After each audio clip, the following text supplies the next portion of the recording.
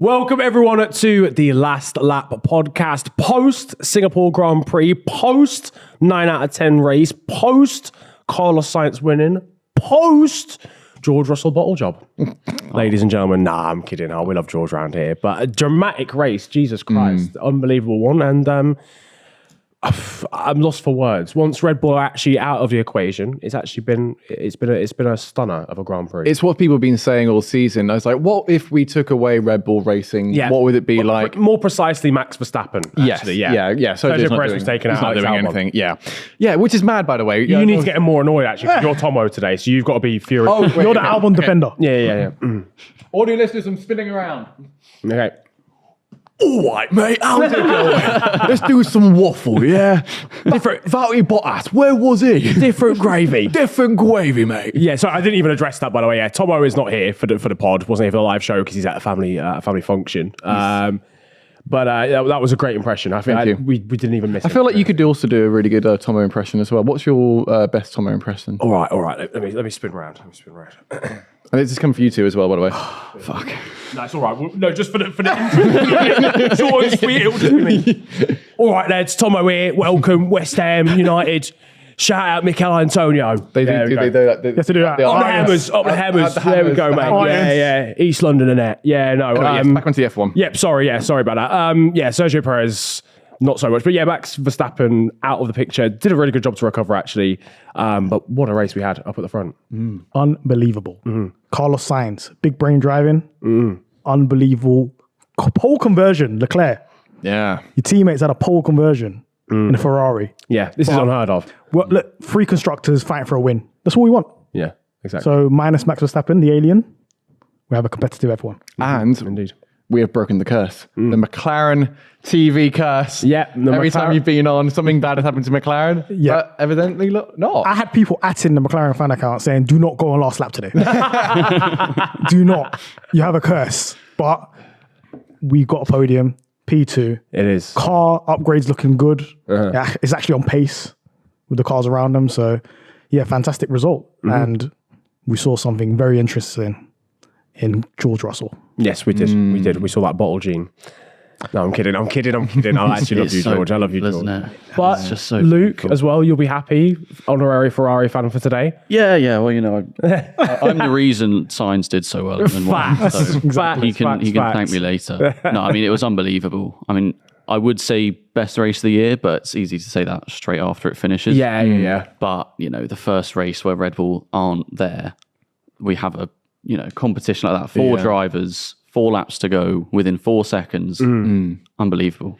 Yeah, I think that's what it was as well. Obviously, we've had some good races this season. More recently, we've had like Zandvoort as well. But like, just that, literally at the end, 4 seconds covering the top 4 on the final lap. Yeah.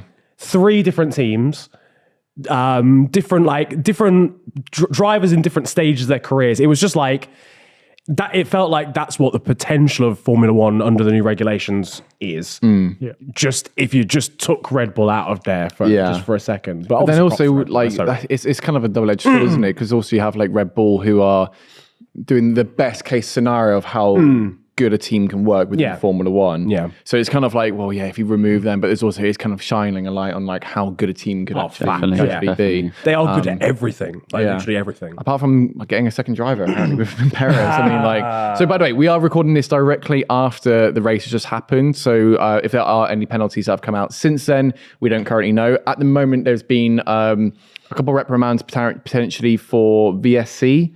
For him and Albon, but also And him and Albon coming together. yeah, as of well. him diving it down the inside on like on the hairpin, I think it was, and just literally ultimate hitting, lap. just madness from Perez there. So I don't know if it's humidity or just desperation or whatever it is. It just can't carry on like this. It's just awful. I feel like we talk about poor Sergio kind of every week, but it did. I was saying at the end of the show, it feels like there's a reason every single time. Yeah. You know, I know obviously we'll get into Red Bull struggles a bit more, but they both didn't make it into Q3, first time since 2018, I think. Wow. Yeah. Russia 2018. Russia 2018. Yeah. So yeah, unheard of almost, to be honest with you. But even in qualifying spin, rather than just not being quick enough. And it just feels like there's just too many mistakes creeping in, and maybe a level of desperation when it comes to trying to keep hold of that seat for the foreseeable future, going for a move like that on Albon. Yeah, I think it's because they also brought a new floor as well, and some other technical bits as well, and it just seemed like none of it worked. And even when they divvied back to it, it just didn't make any. Yeah, I mean, what is the reason for Red Bull struggles? Honestly, I think they've been kind of flagging that for weeks, saying like Singapore's not going to be the track for us. So I think of all teams to understand their car, they understand their car the best, Red Bull. Yeah. And them flagging it, saying, look, it does not match the characteristics of this car. It just didn't look like it had any mechanical grip. It couldn't turn in. And like Verstappen was just drifting all over the place from quali to practice to even the race. So it was just off the pace compared to the other cars around them, and where they qualified kind of put the nail in the coffin in their race. This is sponsored by NordVPN, the fastest VPN out there, Niran. What can you do with a VPN, mate? If you're going on a holiday, for example, let's say, for example, you're going to Spain. Oh, where in Spain? Andalusia. Wow. Let's say, for example, you want to watch like your favorite like fiction film, whatever, about witches and wizards and stuff. You might not be able to watch it whilst you're away in Spain because it's just not available on, say, Netflix or any streaming service that's over there. You can stay at home virtually with NordVPN, so you can watch it. You can change your location on the app, on the site, so that you can still watch your favorite shows and films. That's crazy. And you know what as well, right? You can defend yourself, right? Malware, threat protection. Yep. So to grab your exclusive discount on NordVPN plan, head to nordvpn.com/TLL, the last lap. See what I did there? Yeah, that's good. I like that. For 4 months free, 30-day money-back guarantee as well now. 4 months free, you know. We're out here, man. That's crazy. That's a lot of days. We're providing for the people. We are providing for the people. Check out the link down in the description below. You will not regret it. 4 months free and a 30-day money-back guarantee. NordVPN.com/TLL. Yeah, no, I think, well, we were saying kind of before the race and a bit during it, you know, the Singapore track, you do need to raise your car a lot higher in terms of ride height. So I just think aerodynamically, it just wasn't suitable at all. And so they had to raise the ride height of the car, couldn't be as low, the grip wasn't as much there, rear grip was awful. I mean, Verstappen could barely drive into the pits without missing the entry. So I think it is a one-off. Maybe we'll see the gap close somewhat going to Japan, but I do think this is a kind of bogey track as such for Red Bull, and it seems dominant teams generally. Oh, yes, it's crazy, isn't it? Every single time we come here, it's like Mercedes back in the day struggled every single time. Ferrari now Red Bull now struggled. Verstappen last year struggled. Every race at Singapore, that's what I heard. Every race at Singapore. You can't have a dominant team if you go Singapore race 17. There are many Singapore tracks. race 18. There are many streets in Singapore to do different track layouts on. Yeah, exactly. So we'll just drive around the streets of Singapore. It doesn't even have to be here. Yeah. Just all the streets of the entire nation, we'll just do a rally around there. It's calm. Should we go through some of the incidents that happened throughout the race? Have a little chat about that? I can't even try and remember. Yuki Tsunoda. Yuki Tsunoda and Sergio Perez again. Sergio Perez, repeat offender. Yeah. So for context, in the broadcast, we only saw an onboard from behind. Yeah. And we saw Perez going, so we haven't seen the full context of what happened there. But even then, during the race, we mentioned it wasn't even being reported, let alone being noted or any penalties coming through. Yeah. I'm assuming the damage was more than a puncture. Otherwise, you could drive it back to the pit lane. So maybe a suspension issue, what have you. But it's just, again, desperation from it. It's sad, though. The thing is, you can get into like a spiral, can't you? Of like, once the performances drop, it's like, right, I've got to give it even more beans. And if you're already at max performance and you're struggling to keep up with Verstappen, as everybody would. Once you start going, okay, I've got to do more, and you just get into a cycle of over driving at all possible opportunities. Yeah. And that's what it feels like. Monaco crash, over driving. Hungary in practice, when he dipped a wheel and over driving. It was like his first lap of all of the whole weekend, over driving. Every move today felt like over driving. Hit Tsunoda, hit Albon. I think he just knows his seat is like on a serious fire. He's got to pull it out of the bag. I do feel he had a period where he was finding some composure. You know, there was the quali run where he failed to get into Q3 for X amount of races. It was like Miami for from Miami onwards about 7 Grand Prix. I think it was. Didn't get Q3. Honestly. But he then kind of got some form back. I mean, form, it's relative for Verstappen to Verstappen, so it's hard to say. But yeah, I mean, quali, he always normally struggles in quali just because that's how he sets up a car. But he came back, I think it was Belgium. He put in a decent drive to finish P2. Race after that, he looked a bit more composed. It looked like Sergio was settling into a pretty decent second driver role. Yeah. And now this has happened, and he's just all over the shop. I mean, there's the amount of occasions in this race where he's just been lost and making mistakes, hitting cars, you know. I really felt for him when his tyres were going off. Because I think it was that lap where he just got overtaken by 4 cars. It switched so quickly. Yeah, it was mad. It was just he was defending well for a bit, and then the tires just dropped off. Yeah. And then he was just basically a traffic cone. Yeah. But like honestly, I feel like he started the season well. The car's kind of gotten away from him now in terms of it's developed in a different way, and now he's struggling more and more just getting to grips with the car. And it's affecting his performances because obviously he's trying to get the most out of it, and it's not suiting his driving style. And he's really in danger now of possibly losing his seat mid-season next year. Obviously, he's got a contract. He's contracted next year to Red Bull. Red Bull might think, okay, we don't want to upset this because we're winning anyway.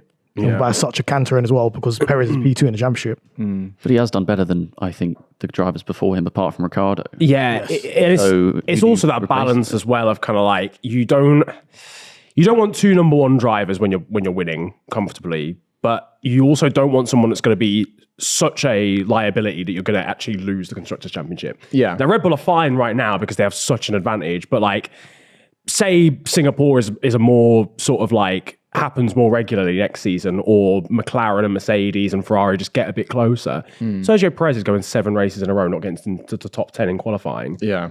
You're losing a lot of points come race day. You can't just drive back through the order like he does at the moment. He's very lucky Max has been on the ball and winning those races because he's supposed to be there to pick up the pieces when Max is not there. And he has won the 2 races that Max hasn't won, bar this race that none of them won. But he needs to be closer. Yeah, and also Red Bull know as well that looking at the everyone knows Perez is not good enough to beat Verstappen or anything, and so just having that that overarching sort of narrative around him, it's not something which Red Bull are wanting. They're not wanting, someone who really represents our brand and team that well as being Max Verstappen, but then Sergio Perez also not really getting that. So then you get these awful remarks from like advisors like Helmut Marko was saying, advisor. It's an advisor, yeah. Well, he's on the payroll. He's there. But yeah, so that's why you're getting these awful comments coming through, and it's like then they're not granted, but they're still commenting on his situation because his level's not reaching. Yeah. It's a tough situation to be in because you kind of, especially off the back of the comments from Helmut Marko, you really want him to actually to kick on and try and prove him wrong. Yeah. You know, Red Bull love to do that. They love to just like throw drivers under the bus like in the media because it's like we'll get a reaction out of them, and sometimes it just has a negative one. But also Red Bull wouldn't want a driver that could like possibly beat Max Verstappen in that, obviously. No, fact. So it's really like a balancing act for them. No, I think Bottas was like the perfect number 2 driver. Exactly. Yeah, they're looking for the perfect number 2 driver that's on pace, but it's not seriously harming. Valtteri Bottas was so consistent. Apart from that final year at Mercedes, he was so consistent. Yeah, here's a crazy stat. Sorry. So it was 102 races, Red Bull consecutive Q3 appearances. Yeah. Valtteri Bottas from Australia 2017 to Australia 2022. 103 races. He's had consecutive Q3 appearances. So so Valtteri Bottas ridiculous. The dominant Red Bulls in quality. He's there. I think he's so rare to find though. You know, Perez is doing a good job in terms of being there. You know, 2 chances to win the races. He has done that. But it should be every race almost. Like it should be like in an ideal world, it should always be like a P1 to P2, but not also like being at the back of the grid. Yeah, like the bare minimum when you're Sergio Perez is you have to finish second. Yeah, and his qualifying is awful as well. We're not strange to that. Obviously, he's got a few pole positions here and there, but like he is typically awful as qualifying. Yeah, and then has to work all the way through. So it's just like, Anyway, it's given it. What it has done is given other teams some hope and other teams a chance of victory today. George Russell is one man that had a chance of victory today after Mercedes tried the alternative strategy. Who went off? There was a virtual safety car. So was it Fernando Alonso? I can't No, remember. I think because Logan Sargent. Oh, it was engine blew up. Ocon broke down. The car broke down. Which gave us a VSC right towards the end, and obviously Mercedes rolled the dice, went on to the mediums. Which I think we all were a bit like, that's the wrong strategy. I think we're all especially with like only a couple of laps, like 10 laps, 15 laps. I was thinking that was absolutely, they're just throwing that away, but I slaps wrong with that. Yeah, to be honest, without like some really intelligent thinking from Carlos Sainz to keep Lando in his DRS, I think Mercedes would have easily come back and won that Grand Prix. Yeah. But George Russell obviously right at the death, clipping the wall. Hates a street circuit. Got to be alert at street. You have to be alert. You have to be alert, and he was not. And then also, I think on the onboard as well, Lando, I mean, he admitted afterwards, he also slightly touched the wall, but not to the same effect. Yeah. So it must have just been, Russell just trying to like get as close and almost the same lines that Lando was doing. almost followed that Lando in, hasn't he? Yeah. Followed him in, but then Followed him into maybe that was Lando. Lando's like, right, if I tap this wall. Yeah. But that could also have been really bad for Lando as well. Like, could have had the exact same effect. Easily. Could have had Lewis P2. That's it. And then I would hate to have had that way. Obviously, Lando's had his one potential victory from Sochi being taken away from him there, and then having the P2 here. I mean, he's had P2 before, but this circuit where it's so physically, it's the most physically demanding for all the drivers, having to do so much prep and work for it as well. To have that potentially thrown away would have been such an awful thing, but I'm glad he pulled it off. How rare is it to have a last lap crash? Yeah, especially in that position. Especially in that position, pushing for a win. It's a massive shame for George. I did call it a bottle job, but I do feel bad for him. But he did though. He did bottle it. Yeah, he did bottle it. Lewis Hamilton didn't. Hamilton was like, okay. Lewis Hamilton didn't follow him. Yeah. He didn't do it absolutely. I don't think Hamilton does that in his position. No, I don't That's think all. so either. But, is it experience? Is it Should George have just conceded. desperation? Yeah, they should have just conceded and be like, "This is the finishing position." I think that's what it is. I think once the final lap started and you were third, you're not winning because there's only a certain amount of DRS opportunities you're gonna get. You're in Singapore. Yeah, It's not like it's Spa. Yeah, exactly. Where you could overtake anyone at any time. Like it was always going to be a bit of a difficult one. But yeah, he's clipped the outside wall and it's game over. But then also, I think we should briefly talk about Piastri as well. Got really unfortunate from the red flag of Lance Stroll crashing in Q1 where he couldn't finish his lap. So that means he ultimately had to start P17. P7 as a finish. Yep. Brilliant job from him. I mean, Unbelievable, he obviously is rookie of the year, obviously. I think he's like the only one, basically. It's with Logan, isn't it? Logan, and Nick de Vries. Nick de Vries. We can throw Nick de Vries in there as well. Contest there. I mean, Depends It's what you're getting close, measuring. lads. compared to the previous years, he's done an excellent job and better than Ricciardo. And just he's gotten so comfortable with that McLaren, and he's like on par, I would say, with Lando a few times as well. And he's just like, I reckon if Lando and him were the swap positions, I think it would pretty much be the same outcome. Yeah, I think what I really like about Oscar personally is just he doesn't seem to be flappable.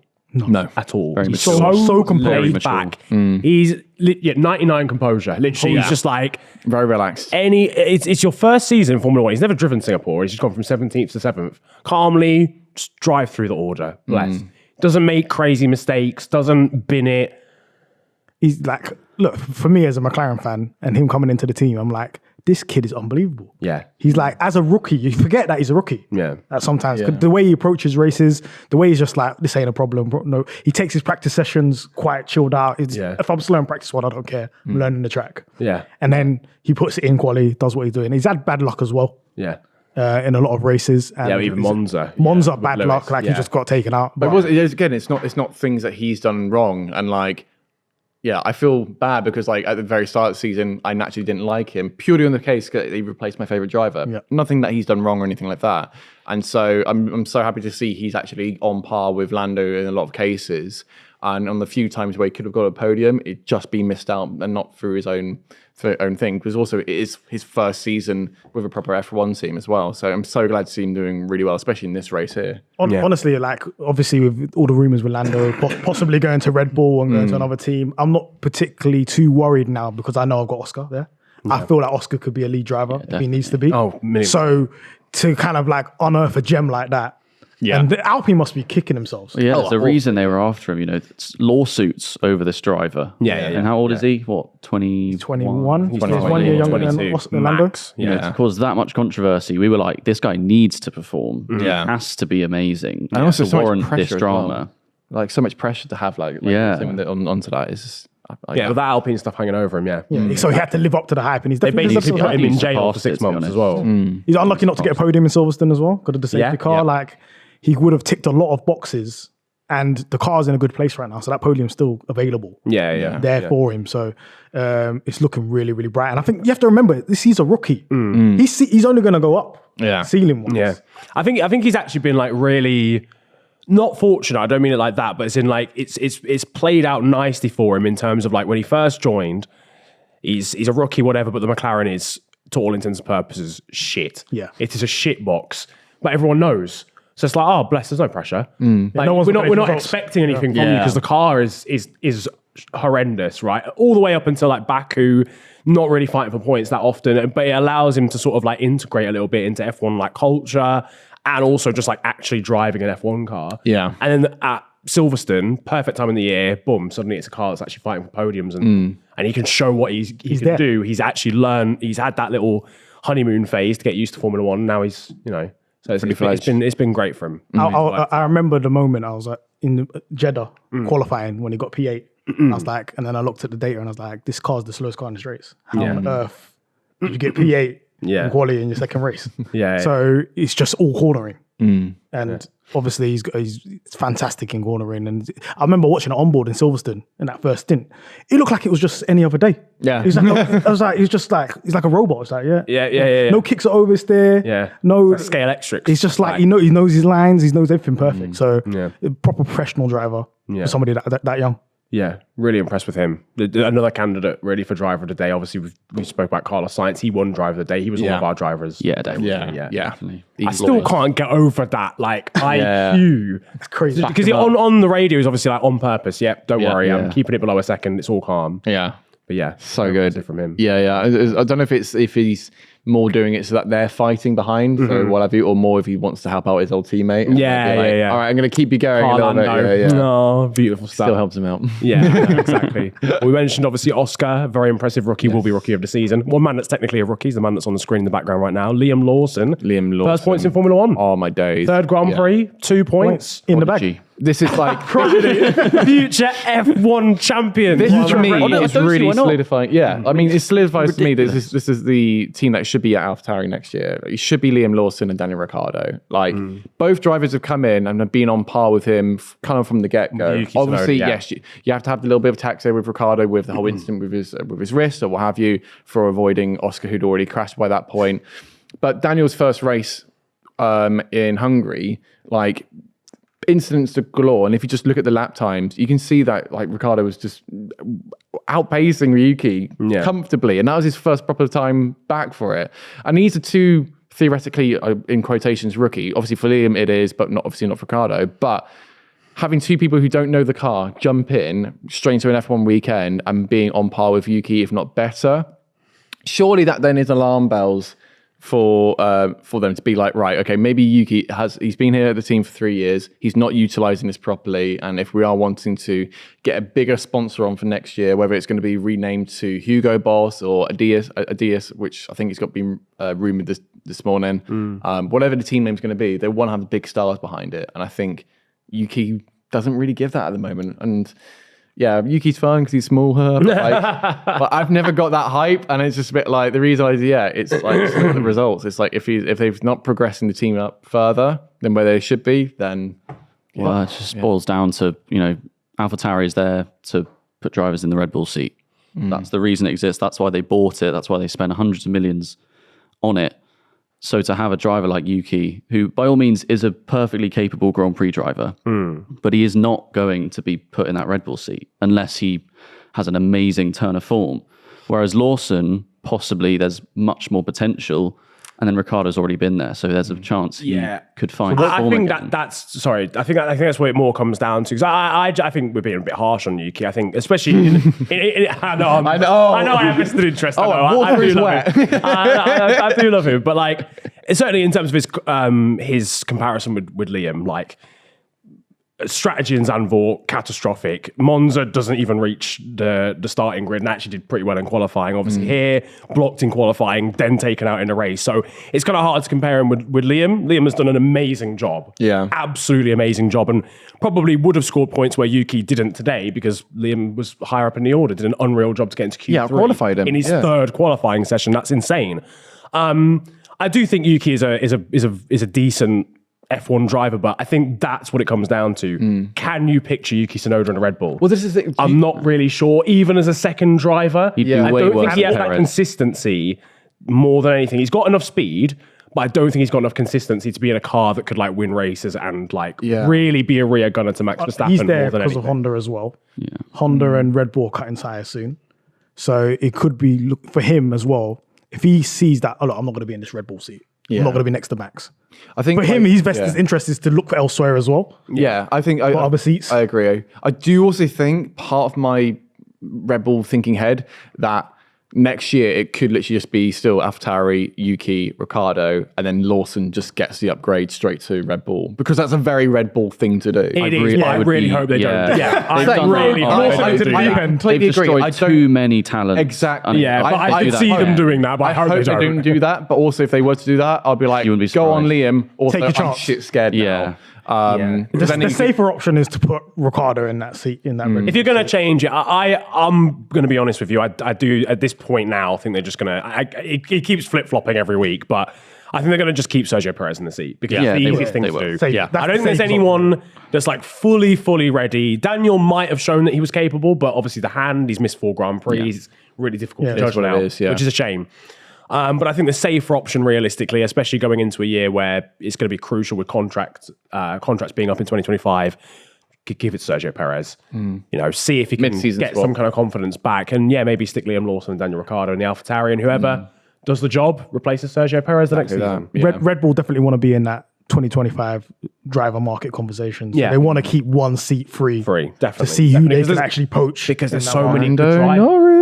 They could get I mean, Lando this Norris. is- They could get Carlos Sainz. Who knows? Return of Max and Carlos. Oh, but I think Max and Lando. I mean, Lando wants to be a world champion, right? And to be against Max. Sorry. We just That's I have insane. just seen Sorry, full from context. Sergio, just for context. In the background, we've got a TV up in the background. The Sergio Perez move, that's the first time I've seen it from Sergio Perez's angle on Albon. That is horrendous. Yeah. That's That's grade 1 terrorism. Yeah. I don't think That's he liked not a delivery. penalty after the race, then Yeah. I will say it now, Red Bull have genuinely paid the FIA. Yeah, if that's a that's reprimand, madness. What was he doing here? Stinks. That stinks. I think it's just a move from Lando on Lando going past, on Max. Max, yeah. But yeah, I think it's obviously a good problem for AlphaTauri to have. To be fair, to have so many drivers that they could technically choose from. Yeah. They're all capable. You know, Liam Lawson's proven it. Daniel Ricciardo's proven it. Yuki Tsunoda's proven it over Your 3 point years. with the Lando possibly at Red Bull. I don't.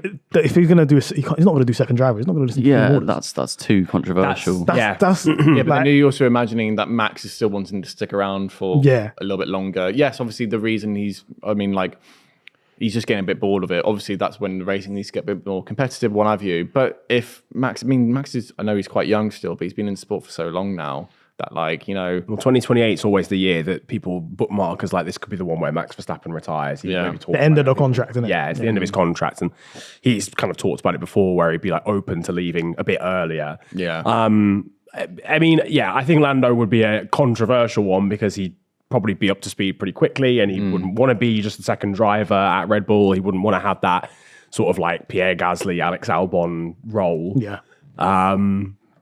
But obviously, if Max was to call it a day after 3 years, then I guess you've just got a ready-made first. Oh yeah, driver if Max after is that. retiring or whatever, and there's Yeah. a seat, absolutely Lando is the perfect choice. Yeah, but to put them against each other, they're great tough. friends, but that will turn sour quickly. They're both very competitive. Lewis Rosberg, part 2. Yeah, no, That's genuinely, yeah. Yeah, where they were good friends before. And They put Hamilton in the takes seat. one little incident. Yeah, one little incident. Yeah, And incident. it's all falling apart. But yeah, obviously we spoke about like Yuki Tsunoda there. I think one seat that he would maybe be eyeing up if it didn't belong to someone's son would be the Aston Martin Honda collaboration that's coming soon. Lance obviously didn't even make the grid after his accident in qualifying. Scary one, not going to lie. Yeah. Scary. Yeah. Didn't even make the race because the car was a flat pack. Basically, Mangled. and then they said, Well, no, fair we play don't have to- instructions right Fair now. play to the mechanics. Aston Martin were like, no, Yeah, you're not binning it again. Like, Yeah, mechanics. The car came back. They were just like, "Fuck this!" Like, it's really hot, guys. And, like, I'm gonna rebuild the car. I'm gonna work all night. Also, it's already 4 a.m. here. Yeah, I'm now facts. gonna work all the way through Yeah. the morning when I'm meant to be sleeping, which means I have to then wake up at like 4 p.m. in the afternoon. yeah. No, mate, just fucking home. go to bed. When We're the all car's, going to when go the to car's bed. coming back Yeah. in a skip, then it's not racing. The next. Shows how little faith they have in him to get points. The fact they I didn't think even what's- want to yeah. start him in a race because they think he think won't it- do well. They enough. looked slow this weekend. They though. did, but Alonso like- looked very slow. Aston, they yeah, were Aston slow. struggled. Also, we are being harsh on the mechanics. I'm sure they did start work onto it. I think it's more like that's actually not the reason. I He think- was yeah, actually just it's Lance after he had a medical checks. He still had aches afterwards, basically. So although Yeah. medically it's fine, you can not still surprised feel. by that, to be honest with Yeah. you. You don't want to be doing 150 miles an hour. Singapore and I saw his just head. doing that his quite a bit, head. yeah. I'm surprised he doesn't have a concussion or something. Yeah, Yeah. insane. He did. By the way, he did really well to get his hands off the steering wheel. Yeah. because that is such a quick crash, and obviously it snapped, and he Once tried you to know, save it. yeah.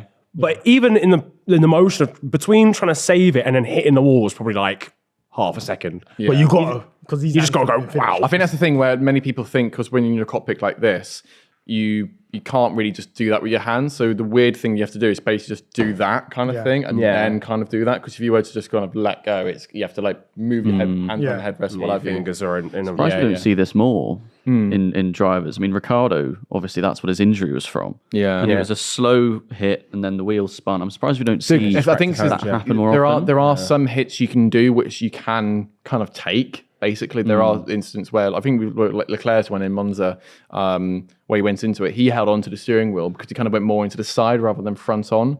Well, basically, yeah, he held on to it because you can. They still want to try and correct Still, it. Yeah, I think but it was- Ricardo's one was a bit like a quick jolt, which I don't think he was. Well, I know Was it Max Verstappen. Yeah, I was about to say, he was Max always Verstappen, taught yeah. to just firm it and Yeah. keep your hands on the wheel and just awful. accept it. Which Yeah. is probably classic Yoss, isn't it? Yeah. Your driving standards. Let go of the wheel. You're being left the track. yeah. I'll let go of you here. I want this crash to cause you pain. But yeah, no, bless him. Hopefully, obviously, we'll see him back, I'm sure, for Japan. Yeah, I think Matt Crack said he. Terrible name. Fuck yeah! Even saying I can't. Hold on, we don't wanna hear Change that. your name. Not live on air, mate. My Crack said, yeah, he said he's definitely going to be back for Japan, which I was a bit like. You can't. He said that he's like 100% he's going to be back in the race. Like, mate, you can't just assume can't that guarantee stuff it. straight away. I mean, he drove with half a hand at the start of the season, so I respect And he was that. overtaking guys. And I was like, whoa. I know. He I was was in there and I better couldn't form believe it. then than he is now. That's Yeah, what frustrates me. unreal in Bahrain. Stroll. That's what really frustrates I me mean, about he keep Stroll. hurting his hand. Yeah, genuinely, because like even it was Bahrain and then it was Saudi, wasn't it? He was unreal. And I always hark back to this move, but I think it was the first lap, and you know that long hairpin at Saudi Arabia, he just went round the outside of a Ferrari, and I was like, Yeah. hold on a second. Yeah. He might actually have the minerals to drive a car that's quick. And then if the car broke down, I was like, oh, that's sad. But then from that point onwards, it's just been the same old. Stroll. Is there realistically a chance No. we don't see Stroll in that Aston next season? Or, No. Unless he or gets in invited to the in the next ATP, few then no. years? Honestly, you have to think about it like this. Lawrence Stroll bought this team for his son so he can have a seat. Simples. That is simple. So why would he fire the man? Yeah. He's not there to make money. Obviously- Let him we- do the simulator or something. We all understand, everyone understands that relationship there. Everyone knows he shouldn't be in that position because he's not earned it anymore. Everyone who's been his teammate in Aston has beaten him very, very easily. But like you said, none of that matters. It's because my dad owns the team, therefore that literally gives me the seats. Don't care if I'm in the back of the grid, I will still be here. I'll be Nikita Mazepining this the entire time. Have you seen the graph of like when everybody's contracts are ending, drivers, and then Stroll, unknown. Nobody Got an knows asterisk, isn't it? the date of this contract ending. Nobody knows the details of this contract. Yeah. He's on a month-to-month or he's on a 10-year. Nobody knows the details. Yeah, because there isn't a contract. How do you even know that? How can you fire someone that don't have a contract? We don't even know. Yeah. He's under a family contract. He's on a. Oh, he's where's part he of going the to move business. next month? until Oh. the bloodline changes. You have to remember, he's probably a shareholder, like a major shareholder in this. Why would he lose his seat? Yeah. It's only when Lance decides, I'm done with Formula One right Yeah. now. Do you not think I'm not enjoying this anymore. you not- Then Lawrence will sell the team. facts. Sell it to Honda, maybe. Do you not think that like just playing devil's advocate, if his dad was just like, look, listen, Lance, at that family Christmas dinner, he was just like, look, listen, Lance, I'm not going to lie to you, mate. You're making it hard. You're making things a bit difficult for me to keep spending. Losing sponsors. I mean, Yeah, they lost Peroni. Yeah, they went to Ferrari. we're losing sponsors here, yeah? If you don't book your ideas up, he's not going to actually do it. But if he just says that, he might actually get some more performance out of Lance. Because surely, like, for me, I mean, I'm not an elite sportsman. I mean, I know it's difficult to tell. But like, I keep seeing everywhere about your bloody knee. What's wrong with your knee? oh, it's just a joke. It would have gone pro. I would have gone pro, but the knee injury got in the way. Get Classic. me. That did actually happen though. I was leaving school once, and a guy on a bicycle rode into my knee, and it just like fucked it. Which one? Your left But or also right? just wasn't good enough at football. So that's actually He went from Liverpool to last lap. Yeah. Just that moment there. Which knee particular though? wouldn't have it any other way as my right one. You're right foot. I am right footed. Yeah. Yeah, if I didn't hurt my wrist, I'll be in F1 right now. In fact, yeah, the little pinky injury. Yeah. But yeah, surely like a little bit of that complacency creeps in a little bit. If you know your seat's there forever, surely you're not going to go. Well, I think the extra 0.1%. Well, I think he already knew that, and that's why in his whatever his makeshift contract is for this season is that he doesn't have to do any media stuff at all. And and literally, they will pay the fines of not having to do the media obligations because they know people will be like, "Hey, so why are you shit?" Yeah. Like, and just I've never noticed that. Like you never see that- any yeah, views and stuff there like was that. one recently, wasn't he there? did one recently, Yeah, there was yeah. one recently, and he was just like, car just wasn't very quick. It was like, Yeah. but you were this much slower than Alonso. It's like, we'll ask on- Alonso then. Yeah, they Yeah. say apart from like, you know, if it's like a Ted or whoever it was. went to Canada, right? That's it. Yeah. Apart from that, like media obligations like this, they will not do because he's wanting to focus on his racing. So surely at the beginning of the season, obviously they were like, mate, you're shit. Get it better, so you need to head down into it, and it's still not working. Yeah. But obviously, his dad will know that as well. But he will like, right, I'm just going to give you the best opportunity and best chance to do that by getting a brand new factory, brand new wind tunnel, brand new car. Here's, in theoretically, my thought the best driver of the grid. I'm going to get you Fernando Alonso, which was after having Vettel. Like, he's doing everything he as daddy can do to get him the best opportunity to be a better driver. And Learn I from think your that's mental. Learn from the mental. exactly that. I think that's yeah. why he's awful. Is Yeah. because he's so spoiled. He can have anything he wants, and he's been put in this amazing team with arguably the best facilities on the grid. At least when the wind tunnel's operational. Yeah. For him, he knows he's going to be there no matter how he performs. So why would he perform? also Why does he like- care? This might be a crazy take, but retrospectively, I'm thinking now, and I'm thinking that 2020 Racing Point might be better than it was. Yeah. But they had Checo and they had Stroll. I sort of only agree because the beginning of the season, but they had copied directly from Mercedes. Yeah. Whereas here, this season, they hadn't done as much. Obviously, now we're in the stage now where all the other teams are starting to develop where, oh, that side bubble looks good and oh, that rear wing looks kind of good. And everyone's starting to now blend the best bits together. That Racing Point was good though. It was good. So I'm thinking, did they even so- maximize that car? Yeah. Those two guys. I think Perez was just brilliant. That's Perez was fantastic. unbelievable. yeah. That's why he got the Red Bull seat that season. But to be fair, ultimately, like that was probably Stroll's most impressive season to me. Yeah, he When he got got pole. pole I mean, got in pole. Turkey. He Yeah. got pole in Turkey, and Podiums or something. yeah, he was quite unlucky. I remember him. Yeah, he got a couple of podiums, and he was like doing well in like Mugello, for example, and the car just failed, Yeah, just blew up and whatever. And it's like he was actually pretty good. That's why it's so frustrating because I know there's actually like a decent driver in there. Just inconsistent. Obviously, good stuff he's as just well inconsistent. before. Yeah. His junior record is good, but it's all Prema. You're just in the best team the entire time all the way him. through. So it's kind of a little bit hard to judge. But He has got good pace, but like we were saying before, It is consistency. with Yuki of saying, is he like a Red Bull driver? No. But is he a good F1 driver? Yeah, sure. Like compared, if you put him against, like Magnussen or Hulkenberg or I don't know, even like Zhou or something like that, it's like, yeah, he's in that collective bunch of like, these are F1 drivers. Are they going to be world champs or what have you? It's yeah, he fits in that bubble, but not the team's not going to succeed. Yeah, with and there are always drivers throughout Formula One history that are never going to be champions, but just kind of stick around. Like drivers like Sutil, Glock, that are always there. They're not spectacular, but I just think he can suit another team much better. Like an Aston Martin, they want to win championships. He won't do that. He needs to go somewhere else. I think I saw a stat that Alonso scored more points from the beginning of the season to Baku, which is 4 races, than Lance has scored all season. There you have it. yeah, what do you think Stroll has to do to like actually impress us. So- Because obviously Fernando Alonso's Fernando Alonso, right? And this is like it's like a double-edged sword of like, cool, you can have a really experienced teammate that's amazing and he can learn everything there is to learn, but also it's Fernando Alonso you're competing against, so he's probably going to get slapped. Like, what is a metric for us that we look at Stroll and we go, no, but I mean, like, what can he achieve? Oh, I see. And we go, okay, right, you've actually done a decent job here. I think it's, well, I'd say time delta. That's what teams look at when they're assessing a driver. You know, if it's, I would say for him, to Alonso, given his dad running the team, given everything he's been given, to warrant staying in the team, I don't know what you guys think. I'd maybe say, well, no more than half a second, I would say, to Alonso. Yeah. Because Alonso is, he's Alonso. He's amazing, especially this year. And I think, if he doesn't achieve that, I say he's going to be dropped, but he won't be dropped anyway. No matter what he does, no matter how much slower he is, it won't change a thing.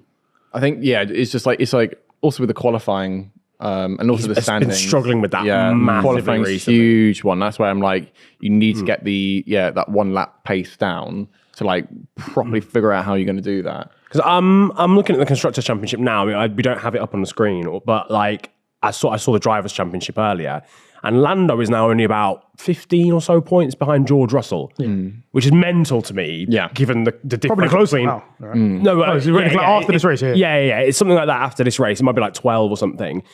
And obviously Fernando Alonso has been third for a long time in this Drivers' Championship, but the difference in pace between McLaren and Aston Martin now, with this many Grand Prix left, there's probably a chance that McLaren could overtake Aston Martin. Yeah. Between now The and development McLaren have been doing is been rapid. and It's Stroll not crazy. being there is most of the reason why. Yeah. If we're going to be honest, because Fernando Alonso's probably done everything he could have done. Yeah. Less than 100 points between McLaren and Aston Martin right now.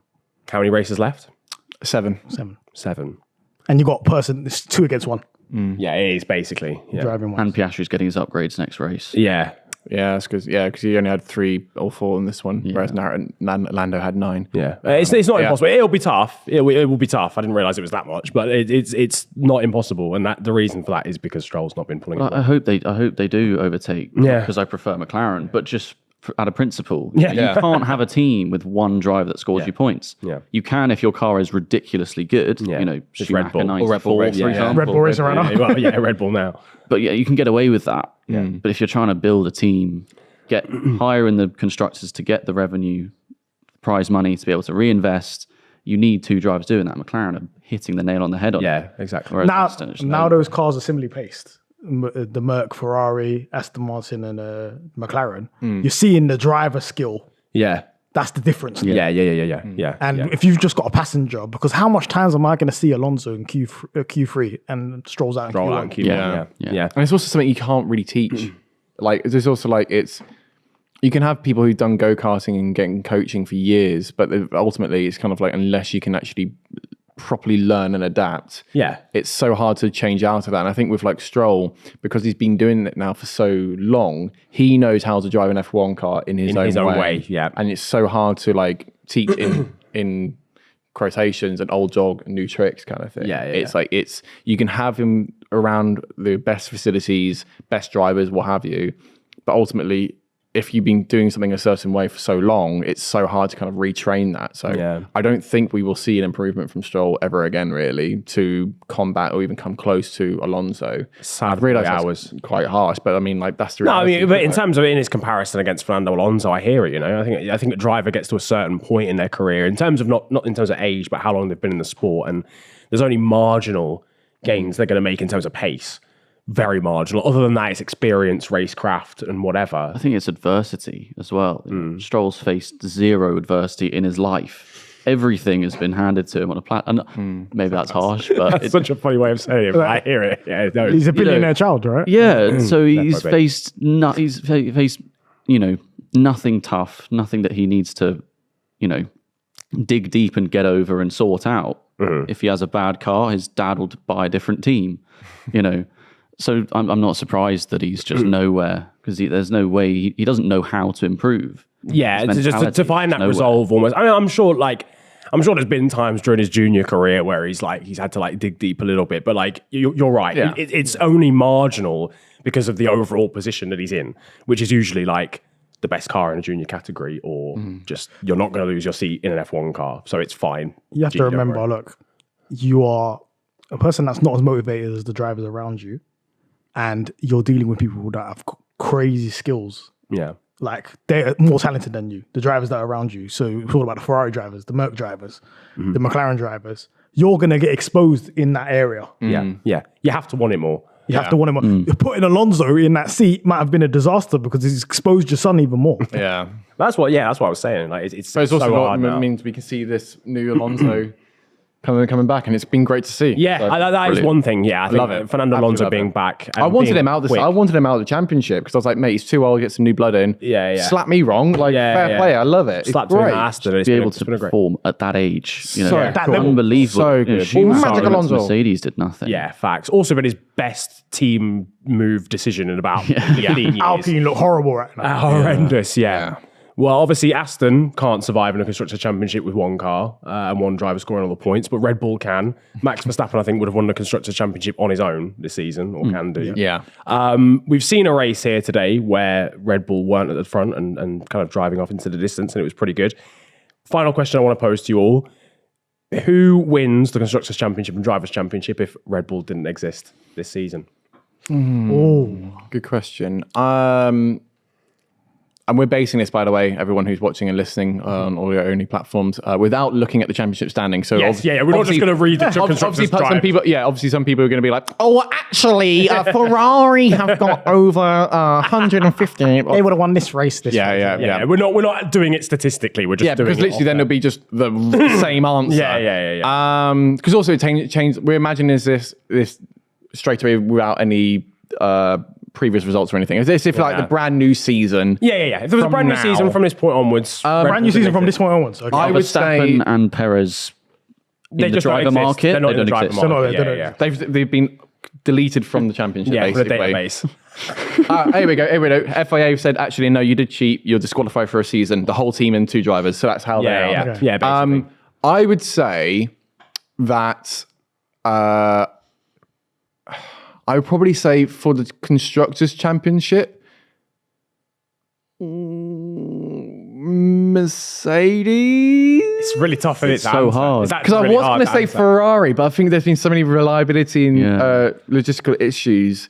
Probably not. So I'd probably say Constructors, Mercedes. Operationally, they've had some founders this year as well. to be fair. And then I'd probably say either Alonso or even Norris for title. Wow. Do you know what?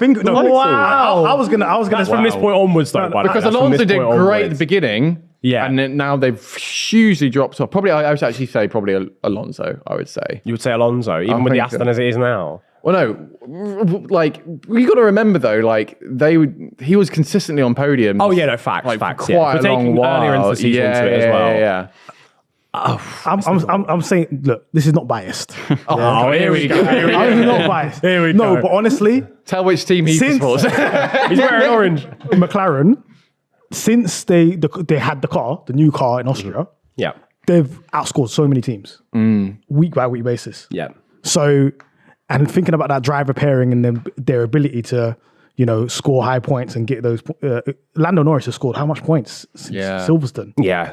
compared to other drivers around him? He's close. couldn't believe he was that close to Russell, I'm not gonna lie. He's so Yeah. close to Russell and Sainz and Leclerc, and he gave him a head start. Yeah, He did half the season. He weren't there in the points. So Yeah. you have to say on the balance of things, even, if it was drivers, Lando would probably be challenging, and constructors, I think it would be between Merc and McLaren. How about you, Luke? I think if the championship started now, I don't think McLaren, but I would say McLaren after next race, because then Piastri will have the upgrades will be level. Yeah, true. Yeah, There'll yeah. be 2 cars that are ridiculously strong. And McLaren as an operation, they're not like Ferrari, where they kind of have horrendous mishaps.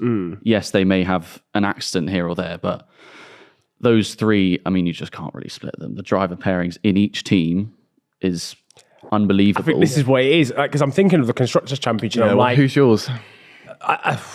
it's so tough because you've got Mercedes, George, and Lewis, I would say, are pretty level overall, like back and forth between a season. Lewis obviously has the edge, but you can rely on both of them.